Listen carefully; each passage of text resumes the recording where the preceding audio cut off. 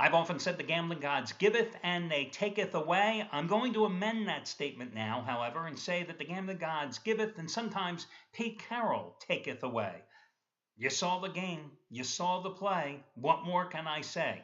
Without a doubt, the biggest blunder, the biggest boneheaded play in a national arena, the national championship, etc. Never have I seen that type of screw up, brain freeze in a game of this magnitude.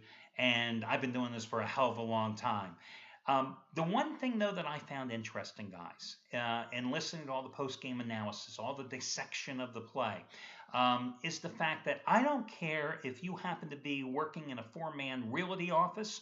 I don't care if you have to be an account executive of a Fortune 500 company. I don't care if you happen to be a professional collegiate athlete in any sport.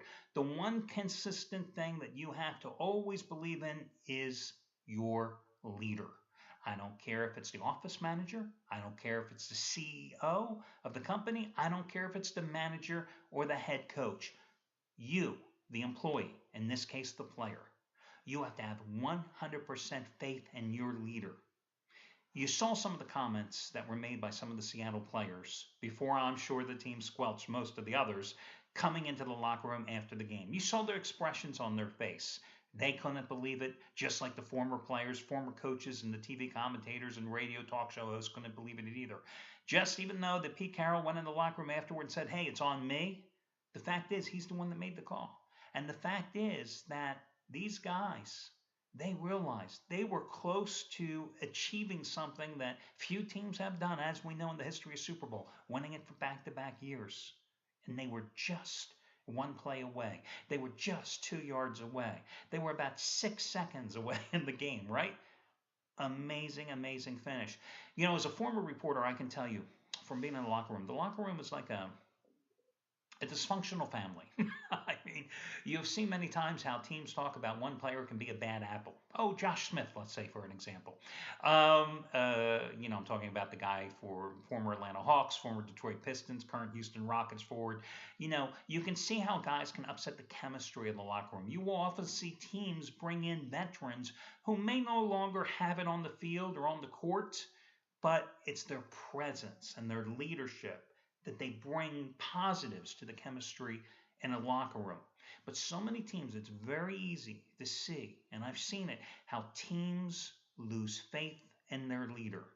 And it's very easy for a team to quit on a coach. Now, listen, the Seahawks are not going to quit on Pete Carroll, and management is not going to quit on Pete Carroll. But how? I don't care how many months between today and between OTAs and between exhibition games and between the start of the regular season and between the start of now and next postseason there can be. They're never going to forget what happened here. And this isn't like what happened with the Packers choking against Seattle a couple of Sundays ago. Mike McCarthy, their coach, got a little conservative, obviously. You settled for all those field goals in the red zone. It came back to bite you in the ass. This isn't like this. This is 100 million times worth. Now, at the same time, if you happen to win yesterday with the Patriots like I did, hey, you're overjoyed, you're thrilled, and really we deserved it because down 24-14, you saw Tom Brady just carve up an overrated Seattle defense. Yeah, I said overrated, just like I said yesterday in my analysis for this play, guys, because this Seattle team may have most of the same players from last year's Super Bowl winning defense, but they don't have the pass rushing specialists. And you saw how they could not, when they were winded out there on the field nonstop in the fourth quarter, bring any heat and put any pressure on Brady, and he just carved them up. And he wasn't going deep. He was taking whatever the defense would give him, 6-7 yards here or there, boom, up and down the field. It was like a surgeon with a precision passing attack. At the same time, if you haven't nabbed Seattle yesterday, well, hey, listen, let's face it. It took a miraculous catch by Matthews to even put you in the position to perhaps think about winning the game. And then, of course, it took one boneheaded coaching call to cost you that game. What can I say? Hi, everyone. Al DeMarco here, Vegas Sports Advisors General Manager, and I hope you took advantage of the absolutely free offer I've telling you about all the times here on these Roku reports that you can go over to Vegas Sports Advisors and get all the plays of all the handicappers yesterday absolutely free, or even today if you didn't take advantage of it yesterday. And all you've got to do is take advantage of the one-day free all-access trial pass. And if you did so yesterday, not only did you get my latest winner in the Super Bowl on the Patriots, But Brandon Lang, the guy who has the #1 winning streak in the history of sports handicapping when it comes to the championship game, he had his NFL title game winner number 20 out of 23. It was a $149 play. You got it for free, along with the plays of every other single handicapper over at VegasSportsAdvisors.com yesterday. I hope you took advantage of it. If you did, you want to check out VegasSportsAdvisors.com today because there are some incredible money-saving long-term discount coupons that could save you up to $175 and get you all of your action through the Final Four on April 6th. Yeah, we are only a little over 2 months away from the next big national championship game.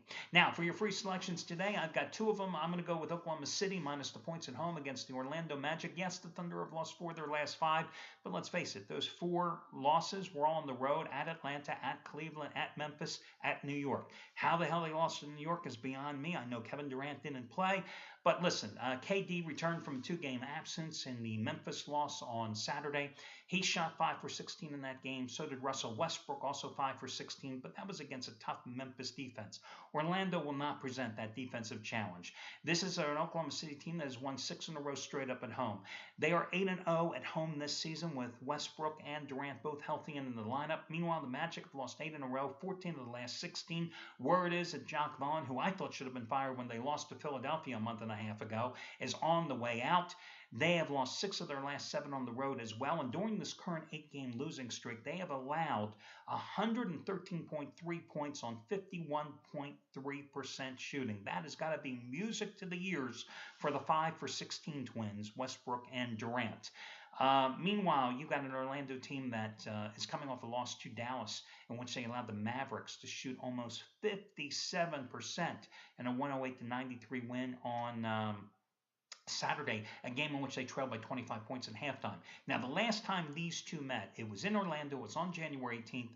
Thunder jumped out to a 79-45 halftime advantage. They rolled 127-99. Durant only played like 28 minutes in that game, had 21 points and 11 rebounds. The Thunder shot nearly 58% in that game, out-rebounded the Magic by 19, and I think Oklahoma City rolls in this contest. College basketball, I think a real interesting game is Iowa State and Kansas. Kansas is a 7.5-point home favorite here. Kansas coming off a win against Kansas State on Saturday. Iowa State, of course, the only team to beat Kansas in Big 12 play this season. So this is a big revenge game because in the first meeting, January 17th, on the Cyclones' home floor, Iowa State won 86-81 as a 4-point dog, shot nearly 51% from the field, had a 21-10 advantage in fast break points. This Kansas team, I'm not impressed. I remember this Kansas team was still the one that lost by 25 points at Temple here a couple of weeks back, okay? I know they are coming off some big wins, beating Kansas State at home, beating Texas on the road. But the Cyclones beat them last year in the Big 12 tournament as well, you may recall. Did the Cyclones lose the regular season game in Kansas a year ago? Yes, they did. Has Kansas won 9 in a row straight up and 12 of the last 13 meetings straight up at home? Yes, they have. Have they won 18 consecutive Big 12 home games? Yes, they have. But this isn't about who's going to win the game straight up. This is about who's going to cover. At 4.5, I like Kansas. 7.5 points? I hate to say it, but I got to give Iowa State the shooter's chance here because you know the Cyclones are just going to keep bombing, keep shooting, keep looking to press the pace of that game. And again, I'm going to give them a shooter's chance and grab the 7.5 points with Iowa State. Well, that'll do it, guys. Best of luck to you all, and I will catch you again tomorrow as we do it one more time right here on Roku and over at VegasSportsAdvisors.com.